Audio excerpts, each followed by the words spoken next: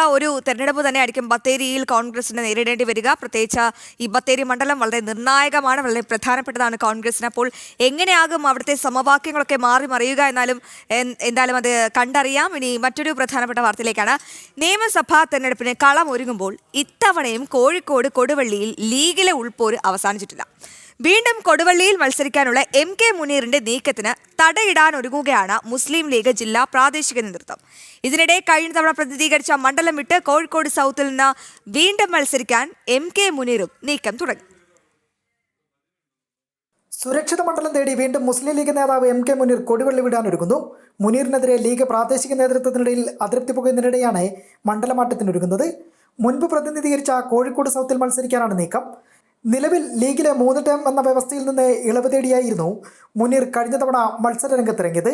ഇത്തവണയും ഈ അനുകൂല സാഹചര്യം സൃഷ്ടിച്ച് ലീഗ് സംസ്ഥാന നേതൃത്വം മുനീറിന് കോഴിക്കോട് സൗത്ത് മണ്ഡലം നൽകാനാണ് പച്ചക്കൊടി കാട്ടുന്നത്. കൊടുവള്ളിക്കാരനല്ലാത്ത സ്ഥാനാർത്ഥിയെ വീണ്ടും മണ്ഡലത്തിൽ മത്സരിപ്പിക്കേണ്ട നിലപാടിലാണ് ജില്ലാ പ്രാദേശിക നേതൃത്വത്തിനുള്ളത്.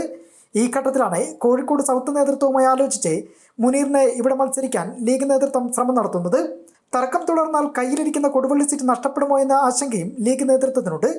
കഴിഞ്ഞ തവണ താനൂരിൽ തോറ്റ യൂത്ത് ലീഗ് സംസ്ഥാന സെക്രട്ടറി PK ഫിറോസിനെ കൊടുവള്ളി സീറ്റ് നൽകാനാണ് പ്രാദേശിക നേതൃത്വത്തിന് ഏറെ താല്പര്യം.